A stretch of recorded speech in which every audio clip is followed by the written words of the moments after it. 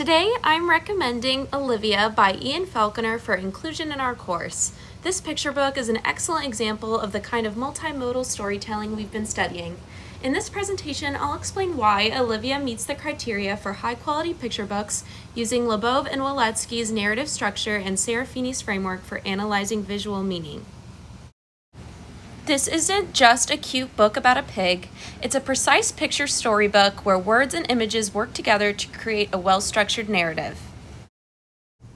To begin, the written text in Olivia fits neatly into Lebov and Waletsky's narrative sequence.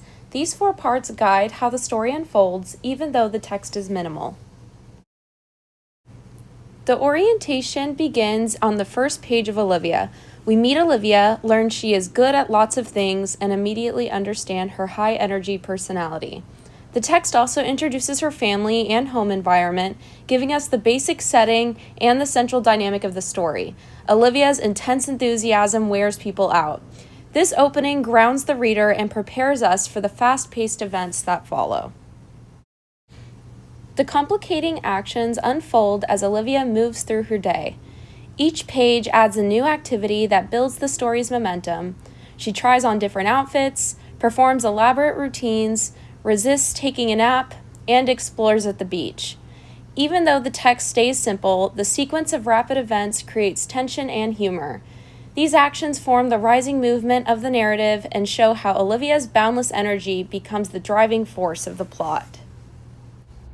The evaluation arrives near the end of the story when Olivia's mother tells her, "You really wear me out, but I love you anyway." This moment reveals the emotional meaning of the entire day. It's where the story pauses long enough to clarify why this sequence of events matters. Despite the exhaustion Olivia causes, the relationship is grounded in steady, unconditional love. This line gives the narrative its heart. The coda appears in the final moment when Olivia replies, "I love you anyway too." This simple closing line returns us to the calm of bedtime and restores balance after a busy day. It wraps up the narrative, bringing the reader back to the present and reaffirming the bond between Olivia and her mom. Now I'll turn to the visuals. According to Serafini, meaning in picture books comes from how words and images interact.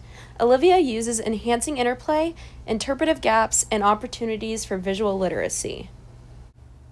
In the museum scene, Falconer uses a visual allusion to modern art. Olivia looks at the piece resembling a Jackson Pollock painting and claims she could make it in 5 minutes. The humor and meaning here come from recognizing the visual reference. This moment creates an interpretive gap. Because of the earlier museum scene, readers must infer that she is mimicking the artwork she admired. In this moment, we can only interpret what her mother thinks based on her facial expression. The visuals carry the meaning. Readers must analyze Olivia's expressions, the setting, and the sequence of images to understand what she's thinking. This strengthens visual literacy because the book requires us to actively make meaning from what we see.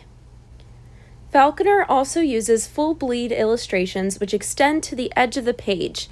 This design choice slows readers down and draws them deeply into Olivia's energetic world. The images ask us to pause and observe details that the text doesn't explicitly describe.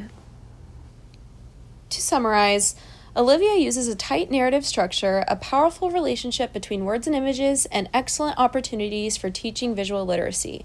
It's also fun, classroom-friendly, and visually engaging. These qualities make it an ideal text for learning how picture books communicate meaning.